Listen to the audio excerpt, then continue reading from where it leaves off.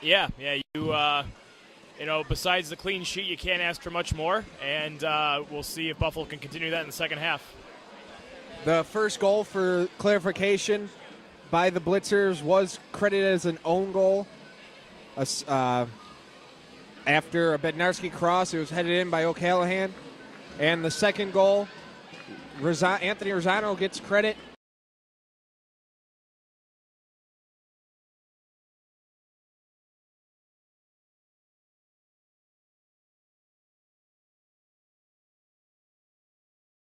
As Blitzer to touch the ball on the second goal, he's definitely and had numerous chances. He's making his mark here in an opportunity to start in place of Andy Teat. Oh yes, very active, well-deserved assists on those goals, and what could be. I mean, Teat and Samuels seem to play somewhat of a similar game, but it would be interesting to see what they could do together up top, playing off each other in the future games. And the Blitzers had 7 corners. Cleveland had 2, and Buffalo is credited with winning all 9 corners so far in the first half. That, to me, is the story of this game. Buffalo is taking advantage of opportunities, and they're stopping Cleveland from taking advantage of theirs. That's what good teams do. As we get set, both teams set to midfield, as the Blitzers will start with the kickoff.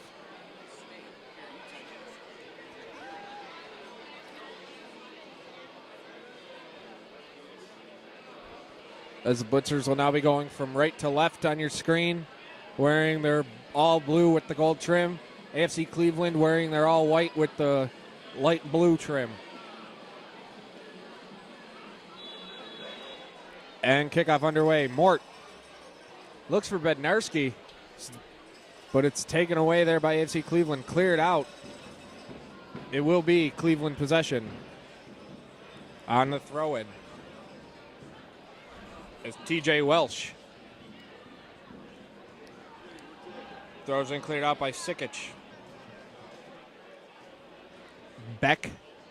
It's for O'Callahan. They have O'Callahan playing forward this half compared to D last half. So they're trying. He's credited with the Cleveland goal. So they're trying. They're putting their bigger bodies. They're doing exactly what Buffalo's doing. They're putting their biggest player up front. Yep. And, it's desperation time. You got to throw everything in the kitchen sink at this Buffalo team to try to get a result on the road. That's going to be a very tall task for Cleveland. Garcia looks for Samuels. Samuels gets it to Bednarski. Bednarski tries to find net, but it's taken away by Cleveland. And it's cleared out. Ross heads it to Mort. Ian Mort coming to the near sideline. Keeps it in.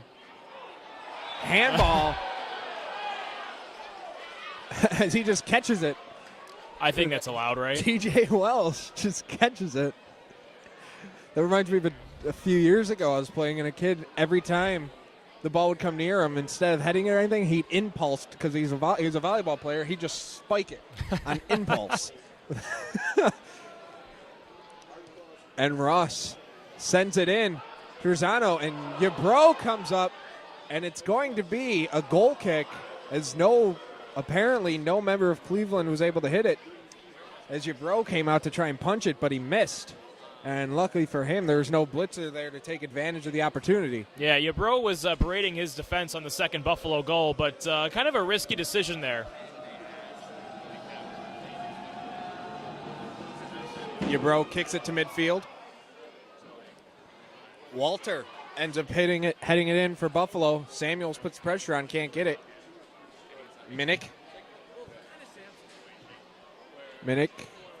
over to Sikic, to Walsh, TJ Welsh.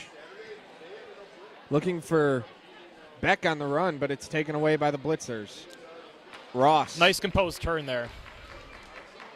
Ross tries to get it to Walter, but it's cleared out by Carter Poe. And the Blitzers will have the throw-in.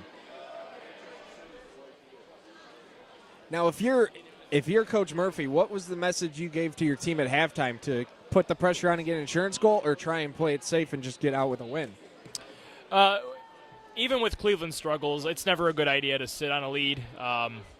There are times and places for it, but with an entire half of soccer left and Buffalo really looking like they can add to this tally. If I'm Murphy, I'm telling this team to keep doing exactly what they were doing in the first half. Bednarski looks for Walter on the run. Walter looks for Rosano, just out of the reach on the run. And that's what's going to happen. Yabro takes it away. That's what's going to happen. You're going to have Cleveland looking for that goal. They're going to be desperate, and you're going to get that space at the back that you just saw with that last Buffalo opportunity. There's going to be chances to get behind the Cleveland defense and really put this game away. As it will be FC Buffalo free kick as Ryan Minnick takes down Ian Mort. And I will comment on the crowd here at All High Stadium. Packed, as packed as it can be right now, house for the most part here. Yes. To a beautiful sized crowd enjoying what so far has been a very entertaining soccer game. Yeah, we're hearing rumors of this being the biggest crowd of the season so far. Cross in front of the net. They score! Own goal number 2 on the night. And it's 3-1 Blitzers. In the 49th minute, a simple cross that was tried to clear by the AFC Cleveland defender hits right off the back of the defender not paying attention, Carter Poe, and it goes right into the net with Yabro out of position. Mentally, that's going to be fatal for Cleveland. Within 3 minutes of the second half starting, giving up another terrible own goal like that, you never want to say with any absolute certainty what will happen in a game like soccer, but it's looking pretty good for a Buffalo win. So it's Cleveland own goals 2, FC Buffalo 1, AFC Cleveland 1 for those keeping score. But the Blitzers 3-1 on the scoreboard as they look to add another. Samuels on the far side, broken up there beautifully by Greg Marchand, a substitute coming out of the second half. In the Situation Room smelling blood, borrowing the Sabres "We Want More" goal chant. Samuels off the crow post. They almost got it. Yeah. Samuels wants a goal credited to his name. He's been all over the place, and right now, other than that one assist, Buffalo is just finding acres of space in that attacking third. Mort looking to put on pressure, and he throws it at the net, and it goes wide left. A little high, wide left of the upright, but it hits the school. As Yabro, he's been pretty vocal about his displeasure with his defense, and after that last own goal, I think he has a right to be. Oh, yes, completely disorganized, but that's on him as well. A back line is very dependent on its goalie to marshal them and give them instructions, and if he's not doing the job, then that's what's going to happen. It's Tom Beck looking to make a run for Cleveland. He gets knocked down by Ross. Rest play on Minnick, but it's taken away beautifully by Rosano. Rosano gets up to Knapp. It's for Bednarski. As Cleveland tries to put on the pressure and get back into this game, down by 2, 3-1. Little over 5 minutes into the second half. But if you're Buffalo, you wanted that insurance marker, and you got it right off the bat as there's an offside whistle. Still a while to play. Still a long way to go, but just, again, from a mental standpoint, Cleveland has to be crushed. I mean, having 2 of 3 goals against being own goals, it's going to really play with their heads, and they really have a tall mountain to climb now. Tall mountain, but all they need, Buffalo has gotten the big breaks. All they need is a break like that, and they're right back in it, and they're on top of the world. True enough. It's Coughlin. Sends it in. If you're the coach of AFC Cleveland, how much longer are you going to go with this team making these mental mistakes before you make some wholesale substitutions and changes? Yeah, it has to be soon. Only seeing one AFC Cleveland player up and warming up, but it's a traveling squad, so it's kind of a short bench. But, this AFC Cleveland managerial staff needs to think of something quick. Cleveland has the throw in after the ball. Bednarski fails to keep it in. Walter heads it in. It's taken away by Zuniga. But then Rosano takes it. It's back to Garcia. Over to Durkas. Up to Knapp. Back over to Garcia. hops over the defender at the tackle, and he looks for Samuels on the run. Samuels trying to use his speed, and Yabro just comes out and clears it. Impressed with Garcia tonight. The right side of the defense has been solid, and again, he's been able to get up and forward and offer a really good wrinkle to Coach Murphy's attack with those crosses from the fullback position. It seems like the entire Buffalo back end, with the exception of that one mental lapse where they allowed O'Coughlin to use his size to get up there and head the ball home, they've done a great job of keeping the Cleveland strikers away from the middle of the field. Right, and that also lends itself to the work that the Buffalo midfield is doing, especially in the first half. Really stamping that area of the field as theirs, and making the defense's job, the Buffalo defense's job, very easy. As T.J. Welsh will throw it in to O'Callahan, but it's hit away by Renaud. And Brian Knapp can't catch up to it, but he's putting the pressure on. And in goes Chris Walter. It's taken away Sean Gross. To Learned. Cerzano wraps him up. Ball goes out of bounds. It'll be FC Buffalo. Or they're going to... Oh, nope, it was a foul. Yep. Seemed that Rosano got away with a bit too, because they were both jostling. Yes. Samuel sent in, hits off his shoulder, and goes right to Yabro. It'd be nice to see Peter Marlette playing off of Asante Samuels, just given Samuels' really great ability to, be a target forward and knock those balls off to the wing. Marlette's got great pace, and, it was a very, very good winger in Buffalo's victories at home early this season. So to see those two combine is something I'm looking forward to in the rest of the season. Maybe after and you got to think with the success of the play that Samuels has had this evening, he's earned himself a little bit of extra playing time, especially coming up against Erie on Friday. Absolutely. As Ross gets set to throw it in for the Blitzers, as we're in the 55th minute.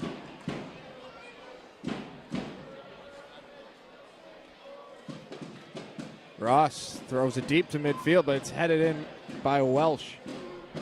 O'Callahan whiffs on the kick, and it'll be another throw-in for FC Buffalo. It's Bednarski can't catch up to it. Samuels and Bednarski pressuring Welsh. The Blitzers come up with it. Ian Mort gets knocked down from behind by Beck, but it's taken away by Carter Poe. Zuniga.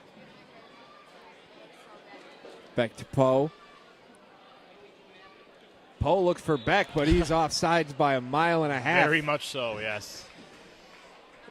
And it'll be Blitzer ball. I mean, there's a way to kind of sneak offside and still not get the call your way, but when you're on the way All High Stadium set up on the 20-yard line and the last Blitzer defender's on the 30, there's no way to hide that. Yeah, it makes it an easy decision for the linesmen. Knapp gets it over Rosano, back to Knapp. Knapp gets knocked down. The Blitzers trying to put on possession and tack on another goal. As Knapp puts on the pressure. It's kept in by Durkas. Throw in for Knapp. He's looking for Mort.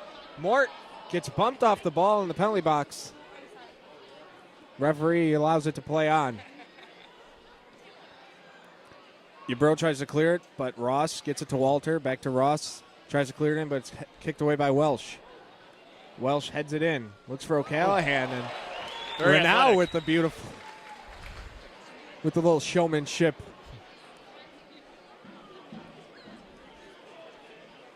It's brought in Minnick. Zuniga. Zuniga over to Learned. Down to Minnick.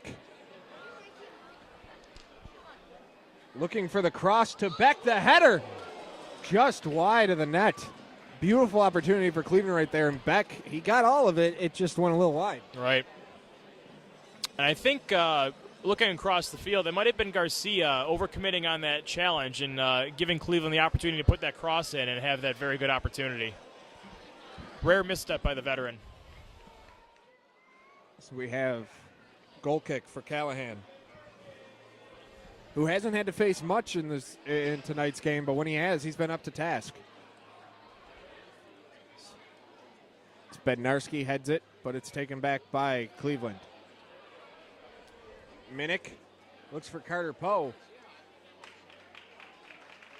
But Callahan gets it, and he scoops it right up to Knapp. Knapp loses it to Beck. Tom Beck trying to get his team any momentum they possibly can as it's kicked deep. Samuels trying to use his speed, and he catches up to the ball first. Samuels. It's around. Gets it to Chris Walter. Sends it back to Brian Knapp. Knapp looks back for Samuels, and it's cleared away. More great hold-up play from Samuels. Knapp again. Looking for Rosano. Rosano. Using his speed to get around. Crosses it. And it's going to be a corner kick for FC Buffalo. As Yabro punched it wide when it looked like it was going, the ball was going to sail harmlessly wide anyway. Looks like we have Andy Teed coming in, along with Ryan Walter. It's Samuels coming out. And Anthony Rosano. The two men who hooked up for the second Buffalo goal are coming out. And Samuels had a beautiful, beautiful game. Excellent.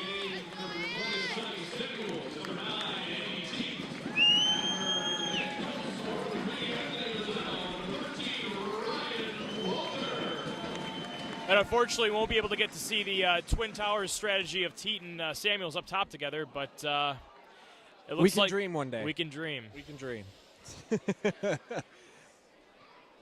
As the Blitzers' corner kick goes to the side, and AFC Cleveland has a defender down. It looks like it's Ryan Minnick, who's slow to get up inside the penalty. As the trainer sends out. Really speaks to the depth of Buffalo this year with, Teed being able to come off the bench and Samuels start and really not miss a beat offensively. Samuels, again, not to, pile on too much or get too high based off a small sample size, but Samuels was excellent tonight. And Samuels, Rosano, and Brian Knapp, he did what he had to do to be a leader on this team, which is what he's expected to be, especially when Teet's not on the field. Right. And the defense has done a good job of keeping the pressure off of Andrew Coughlin. Yeah, and again, everybody's done a great job off the young goaltender who doesn't really get much time. Because it's Kareem Gray's team. Oh, yeah, definitely. And, again, the Buffalo midfield has been very energetic, very active, tackling well and not being reckless about it. They've won a lot of good challenges without drawing fouls or cards and really gave the opportunity for Coughlin to not see a lot of shots. As we get set for the free kick. Yabro kicks it midfield as Mort heads it in for the Blitzers, and he puts on the pressure. Walter running in. It's last off AFC Cleveland. It will be Buffalo throw-in. And Mort gives TJ Welsh a look like, are you serious? After Welsh throws it away. It's a little bit of gamesmanship. Welsh putting the pressure on Walter. Taken away by Beck. Up to Zuniga. Zuniga looks for Spurrier. Spurrier. But it's taken away by Ryan Walter. Over to Chris Walter. Dumps it back to Renau. Renau tries to get through three Cleveland defenders. Does a little bit too much, but a beautiful play by Casey Durkaz. Good recovery by Durkaz. The shot by Zuniga is picked up easily by Andrew Coughlin. Renau was feeling confident dribbling, into space with three AFC Cleveland players pressuring him, but it shows the confidence that that back line has, the ability for their teammates to recover if something like that happens where they make a misstep or make a turnover in their own end. As Walter heads it looking for Teet, goes just behind him. There'll be a throw-in for Cleveland. How much of a cherry on top finish would this be if Buffalo can not only get the victory, but Teet ends up tacking on his 11th career goal with the Blitzers? Oh, yeah, to take the all-time club lead over Mike Unwin, that would be quite a night. Of course, I'm sure there's fans here that would say save it for next week. Right. Absolutely. It was Detroit City FC beating the Erie Admirals 3-0. And as you can hear, Buffalo fans very happy about that result. If you did not hear it, Detroit City remains unbeaten, topping off the Erie Admirals 3-0. Erie traveling to Buffalo next Friday, 7 p.m. kickoff here at All High Stadium. Once again, we'll have the call here live on WNYmedia.net and QueenCitySports.net. Bednarski tries to make the breakout, but it's taken back by Cleveland, who look to try and get any sign of offensive life. As we're going to have an offside call, a very close offside call, but offsides nonetheless, keeps Buffalo out of danger. And if Buffalo is able to hold on tonight, Mike, not only will this win be a big win in terms of keeping pace with Detroit City FC, but for the fans and the Rust Belt Derby, this would be a nice win to get them back into contention after the tough loss to Erie, and the good win in Cleveland last week. But 6 points in that competition will be a good leg up. The throw in. We have a foul, and it'll be a free kick for AFC Cleveland. And for those who don't know, the Rust Belt Derby was a fan-established tournament between Buffalo, Cleveland, and Detroit. The games between those three clubs are kept as a separate competition, and the winner receives the Rust Belt Trophy at the end of the season. Which adds more incentive to say your season's not going the way you would have hoped.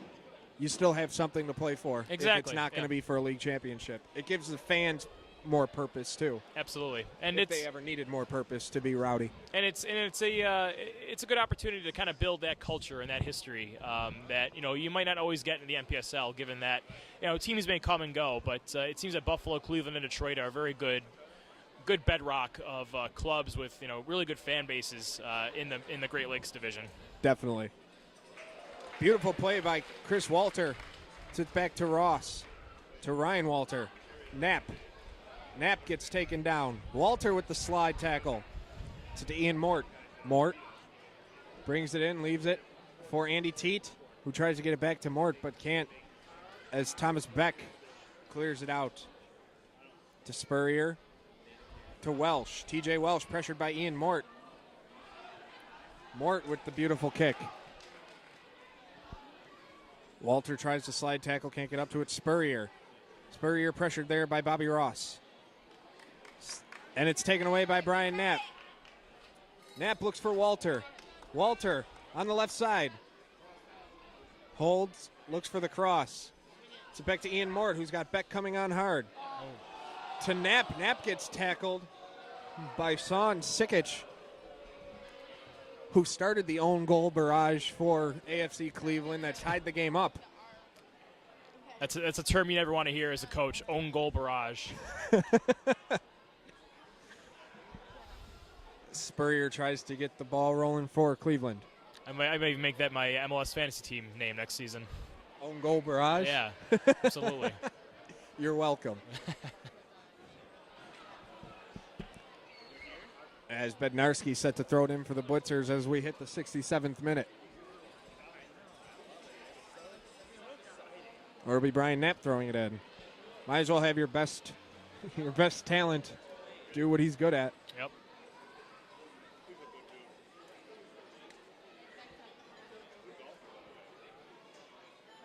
He's throwing, looking for Teat. And you can tell the Blitzers, they're not really keen on trying to pile it on the throw-ins as they're keeping their defenders back. Whereas in the first half, even after taking the lead, they made sure the 2-1 lead. They made sure to get everybody in the box on close throw-ins and corners. Yeah, absolutely. I mean, you're approaching the 70th minute mark. You have a 2-goal cushion. You're still carrying play for the most part. There's no real need to really push forward too much. We mentioned earlier on if you sit back or if you go forward. But with that early goal in the second half, I think Buffalo has the luxury of trying to take the air out of the ball a little bit. Walter looks for Teat, and Yabro able to punch it out on what could have been a great scoring chance for Buffalo. As Bednarski pressures, it will be out of bounds. Throw in FC Buffalo. Throwing to Walter. Ryan Walter. Sent back to Bobby Ross. Back to Walter. Walter chips it. Chris Walter can't catch up to it.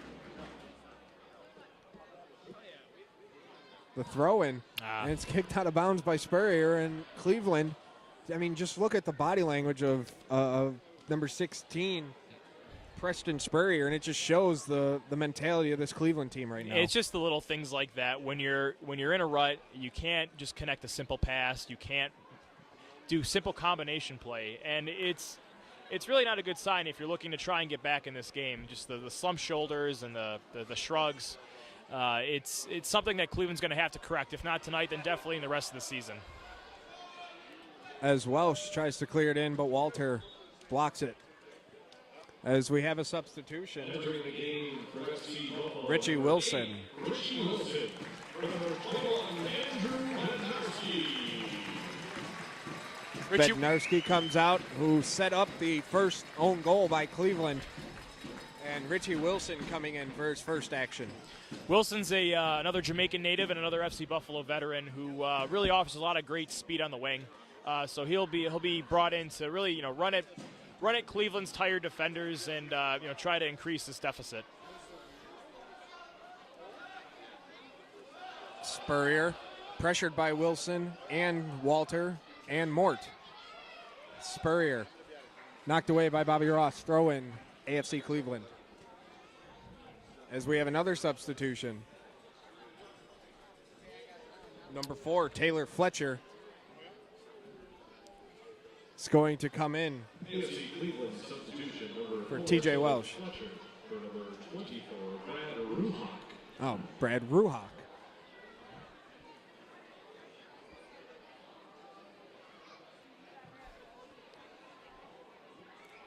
Wilson's a native of Ocho Rios, Jamaica, who just had to see the tropical sights and beautiful landscape of Buffalo. I don't know. Ocho I don't Rios think I could leave there. Yeah, I Ocho don't think I Rios, could leave. whatever, I guess. Yeah. It's cool. We have grain mills. We do have those. And I'm looking forward to when they're done. The lighting up of the grain mills. That'll be cool. I have the art project they're doing. It seems like a good use. As Walter sent on a run. Chris Walter has Andy Teat with him. Walter gets bumped off the ball. The shot! And Yabro able to reach across and stop Walter, Chris Walter, who had a beautiful opportunity here in the 71st minute to make it 4-1. Yeah, if Walter doesn't take that little bump, we're probably looking at 4-1. He would either have his open opportunity or he had Andy Teat coming in with him. Right. Spurrier dumps it back to Marchand. As he clears it in, Spurrier looking for Fletcher. Taylor Fletcher, and he can't catch up to it as it would be a goal kick for FC Buffalo. Now if you're Buffalo, you're 20 minutes away from picking up your 5th win of the season, and especially after winning only one game last year, if you're a fan, how excited are you for the way this season's gone? Oh, I consider myself a fan, and I'm actually very excited. It's to see this kind of staying power going into really the meat of the season and staying near the top of the table with a great team like Detroit. It really gives you a lot of confidence. And again, seeing the kind of depth that Buffalo has displayed tonight, with having Richie Wilson come off the bench, having Andy Teat come off the bench, you think those are guys who are automatic starters, but they're not. Not for any reason for poor play, but just because it's such a deep bench that you can play a Asante Samuel or a Brian Knapp and really not see any drop-off. So it's going to be going into those matches against Detroit and Erie. It's going to be a really, really exciting time to be a Buffalo fan. As Richie Wilson almost getting a scoring opportunity, and the Knapp shot was blocked, and Cleveland starts to break out looking for something, but it's taken right back by the Blitzers as Coughlin, allowing just one goal very early on in this one. But since then, Buffalo, which seems to be the habit at being home in 2 of the 3 games, they fall behind 1-0 in the first half, and then they come out and they just take control. It seems that one goal turns into their spinach for Popeye, and Yeah. they just put the muscle on. Yeah, it seems like they like to make it exciting. As Ross looks for Walter.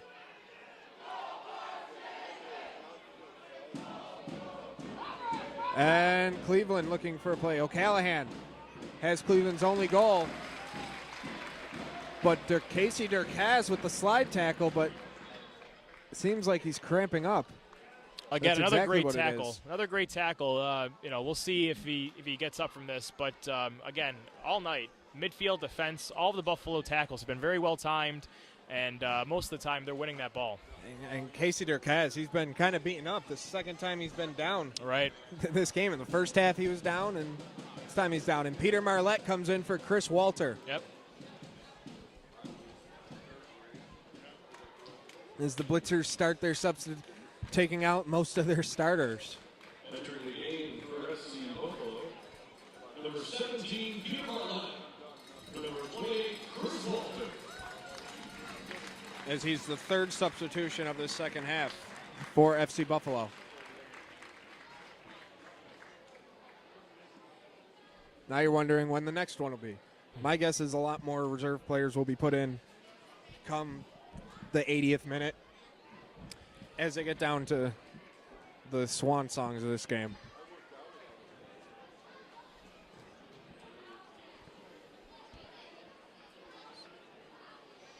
So we will have a AFC Cleveland free kick or throw in.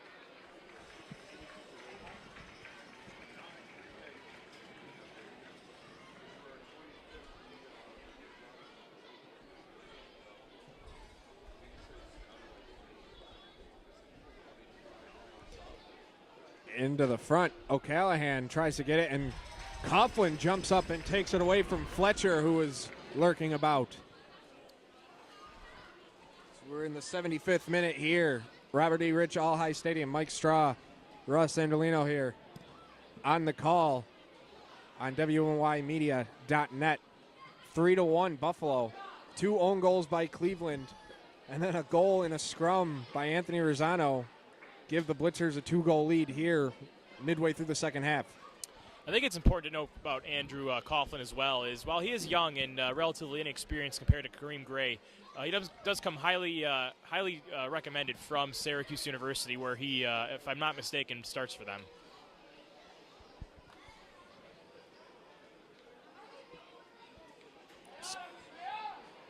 So we'll be throwing for AFC Cleveland.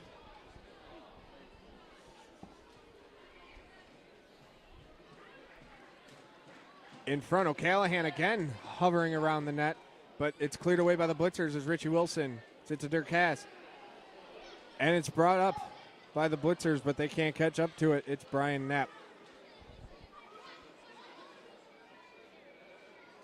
Or Peter Marlette, beg your pardon.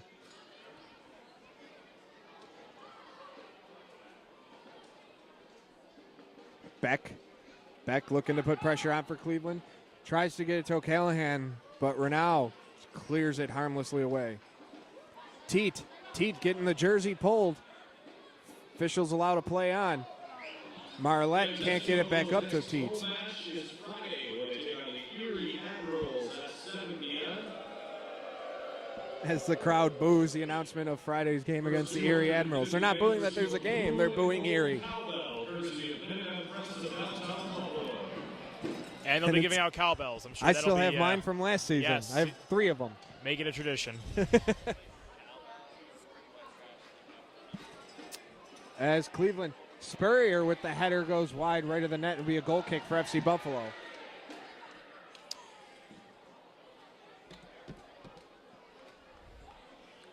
As Erie's viewed as Buffalo's biggest rival due to being the closest of all the teams, the closest of the Rust Belt team. And a lot of personal animosity between the players for Erie and the fans. Danny Mudd in particular has had a lot of verbal sparring matches with the Situation Room when the Buffalo fans would travel down in numbers to Erie Stadium.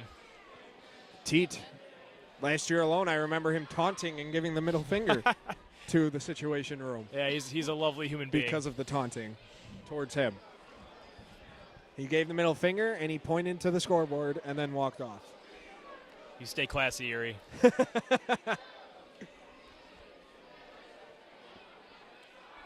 So it will be a free kick for the Blitzers. up 3-1 in the later stages of the second half. Durkast throws it on net, and Yabro is there to just snatch the ball. Spurrier, it's cleared away. But it will be FC Buffalo ball, as they're saying it went out of bounds last off AFC Cleveland player. This will be Brian Knapp on the throw-in. You're watching this game, Mike, and just wondering who on this field could be next to, join a pro club. But FC Buffalo's in their fourth year, and already you're seeing guys like former alums like Mike Reedy and Kendall McFadden. They're starting for, the Rochester Rhinos, and it's really a good thing to see that these guys are able to get into prominent teams and roles and really, build FC Buffalo's name across the nation. As Wilson looking for the cross, he gets knocked out of bounds. It will be goal kick. And, you look at a couple weeks ago, Peter Marlette and Andy Teat received a temp call-up for the Rhinos in their U.S. Open Cup match against the New England Revolution. So they got that experience against not only a pro club, but the top-level pro club in this country. Absolutely, and it was a trip to open up my MLS Matchday app and see those guys' name on the starting lineup.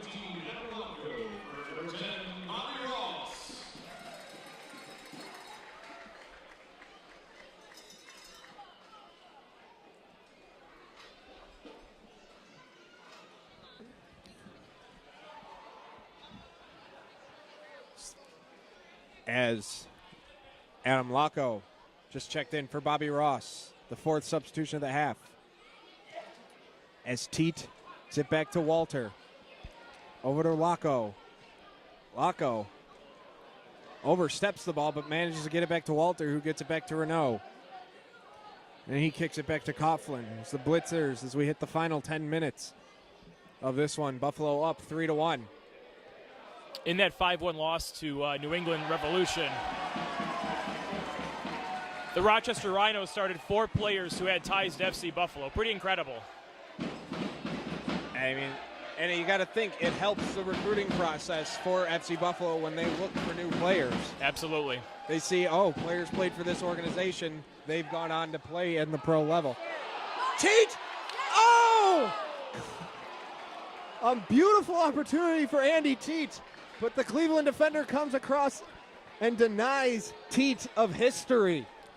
Sprawling defense there. Yeah, that was a surefire goal except for that block. As Ben Yabro out of position. And Sean Sikic, or Greg Marchand, beg your pardon, with the beautiful sliding block. It's Fletcher sent on a run, but it's cleared away there by Adam Locko. Andy Teat, so close to making it 4-1. You got to think you'll have other opportunities, Mike. If not in the final 10 minutes, definitely through the rest of the season. Oh, yeah, absolutely. Would break the tie with former Blitzer striker Mike Unwin, native of England, who I believe moved to Iowa and plays with a PDL team there if he is still in the game. Teat leaves it for Knapp, who gives it back to Teat. Andy Teat looking for Richie Wilson, but has to do with a sliding tackle of the AFC defender who gets up holding his head. It's Sean Sikic. Yeah, heads up play by Knapp on that sequence, putting the ball into space for Teat, who was only just not able to send Richie Wilson on a good run. Beck looks across to Smith. Ty Smith tries to leave it Spurrier. Smith keeps it, crosses it right back, and it's blocked and cleared away by FC Buffalo. It will be a throw-in for the Royals of AFC Cleveland as we have yet another substitution as Alex Stefan will come in for the Blitzers.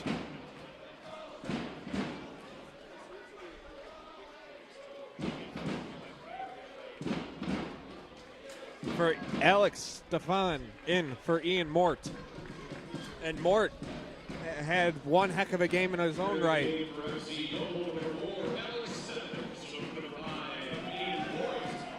Cross in front of the net. They score. And it's not over yet, as the cross headed in by AFC Cleveland, and they're hurrying to get to midfield and get that ball down. And in the 83rd minute, it's 3-2. Yep, Cleveland, while showing frustration, they didn't pack it up completely, and now it's going to be a nervy 8 minutes for FC Buffalo. Now the Blitzers have to keep their composure and can't let Cleveland get the momentum. But last time Cleveland had the momentum, they gave it right back on the heels of an own goal. But that missed opportunity by Andy Teat, as well as other missed opportunities earlier on in the second half, could come back if Buffalo can't regain the momentum quick. As Yabro scoops it up. There will be space in front of the Cleveland back line. Buffalo just needs to manage this game and make sure that the ball gets to Teat and try to take it to the corner or get a scoring opportunity. This will be a throw-in for AFC Cleveland. Marchand. But it's taken away by the Blitzers, and it's cleared out by Adam Lacau. As that goal will be credited to Taylor Fletcher for AFC Cleveland. Beck throws it on net. Dangerous play, but Brian Knapp just clears it out. So we're in the 85th minute. 3-2 Buffalo. Cleveland went up 1-0 on a header by Dan O'Callahan. 3 straight goals by the Blitzers made it 3-1. And then moments ago, Taylor Fletcher put the ball into the back of the net and makes it 3-2 in a very tense all-high stadium.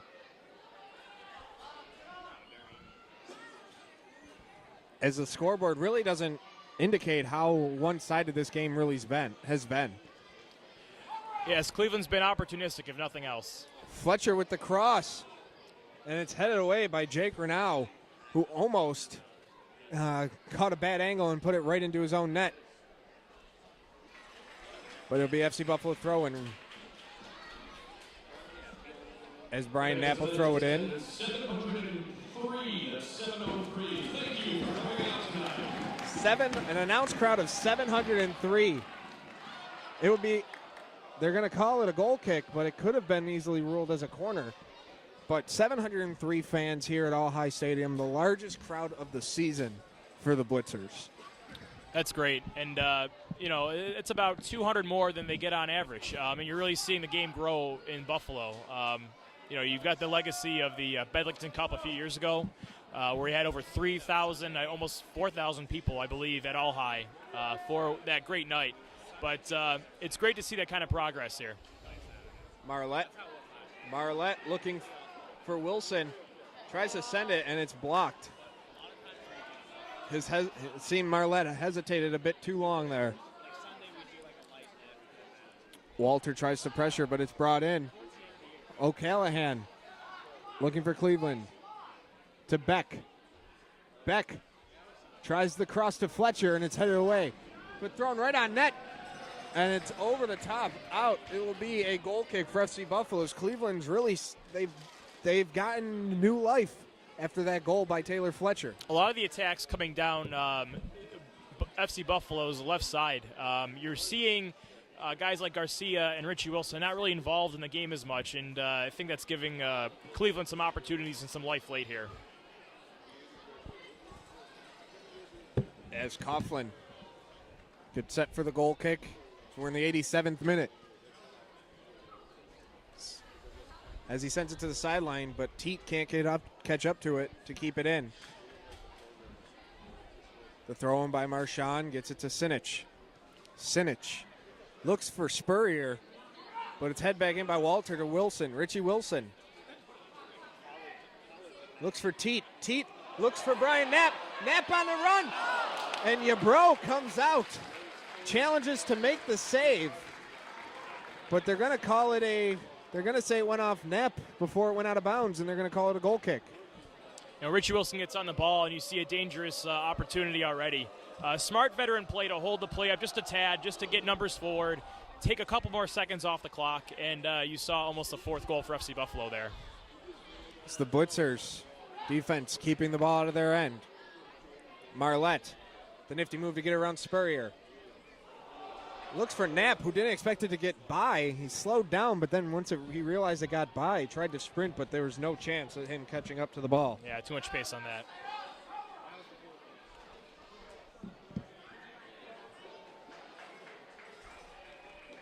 As there'll be a throw-in for FC Buffalo.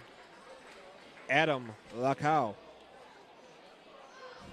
It's for Teat. Andy Teat.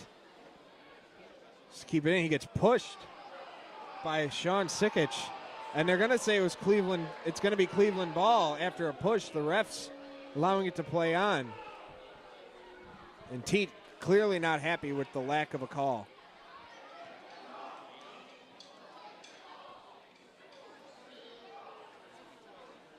This will be a throw-in. Marchand.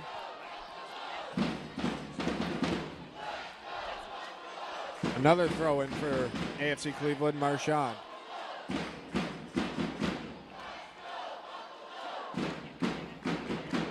Headed in. Fletcher looking for it, but it's cleared away. And it's going to be a throw-in for FC Buffalo. After Lacau managed to hit it off Taylor Fletcher. Fletcher's really looking to get around the back of the Buffalo defensive line, really playing off the shoulder there, and is a constant threat. So Buffalo has to be mindful of him, because if he turns that corner and can either get a shot in on net or put a cross in, could spell some trouble. As we hit the 90th minute of play here at All High Stadium, Blitzers clinging to a 1-goal lead. Knapp tries to get it to Teat, and we're going to have 5 minutes. FC Buffalo can't be too, and it's going to be an offsides. Yeah, 5 minutes seems a bit excessive, but they can't be too. The Blitzers can't be too pleased.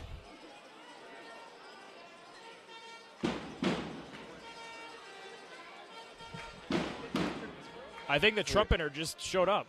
Yeah. Adds a nice little flair to the situation room. FC Buffalo's major support group. As the Blitzers try to put on pressure and withstand another 5 minutes to keep this lead after what seemed like a sure victory is now hanging on the edge. As there's going to be a yellow card. They've let a lot of other things go, but the yellow card coming late. Yeah, kind of odd. It didn't seem that too malicious of a challenge, and the ref has largely let them play on tonight. But I guess he saw something we didn't. As Yabro at midfield sends it in. And Walter almost heads it into his own net, but Andrew Coughlin uses his awareness to jump up and grab that ball. And now he's going to take his time. Collective gasp from the crowd is some nervy moments there. What type of Buffalo sport would this be if you weren't on the edge of your seat towards the end of it? Oh, of course. Teat in a sea of white tries to break away. It's going to be Cleveland ball. As the Royals looking to try and move as fast as they can.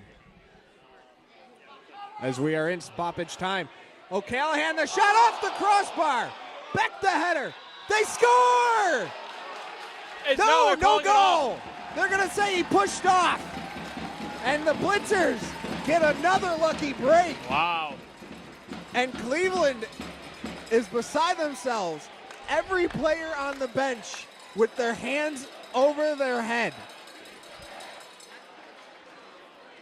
Tom Beck pushed, being ruled, he pushed the FC Buffalo defender in the box, no goal, and when you're snake bit, you're snake bit. You are snake bit. Unbelievable. Richie Wilson tries to split the defenders. Wilson pressuring Marlette. Marlette for the Blitzers. Backs away, looks for Andy Teat. Teat has Wilson with him. Teat gets knocked down, The Reds are going to not let it play on as it goes out of bounds. It will be Buffalo ball. Referee picking and choosing his fouls late in the game here. As the Cleveland coach has to tell his player, has to restrain his players from getting on the referees, on the official's case.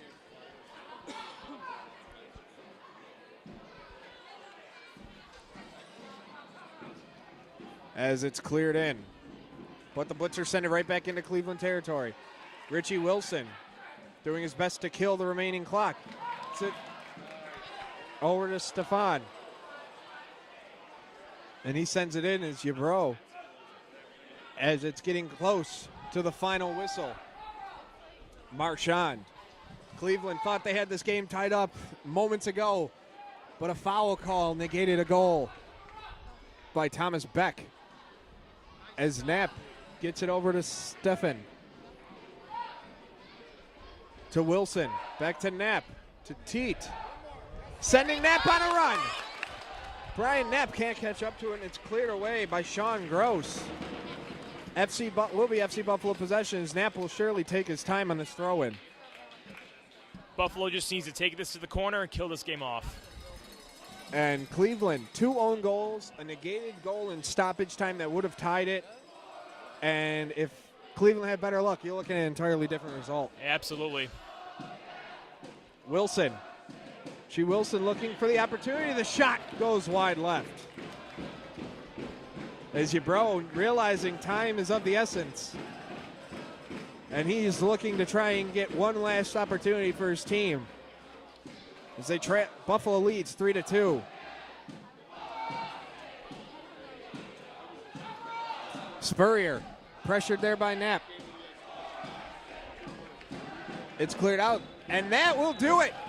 FC Buffalo wins their 5th game of the season, their 3rd in a row, and it's 3-2 victory over AFC Cleveland. Really exciting game, really great result. Buffalo will take it. And if you're Cleveland, I mean, the coach right in the official's face after that foul call in the penalty, what do you take away from a game where you just had everything that could go wrong for you go wrong? 2 own goals, a disallowed goal in stoppage time, and you couldn't take advantage of any corners. You just have to collect yourself, get back on the team bus, tell your team to keep working hard, and the breaks hopefully will come. That's all you can do. And for the Blitzers, Coach Murphy, you got the lucky breaks and you took advantage of them tonight. And that's what good teams do. That will do it for us here from All High Stadium. Make sure to tune in next Friday, same at 7 o'clock. Friday, June 14th, as the Blitzers host rival Erie Admirals, looking to avenge their only loss of the season.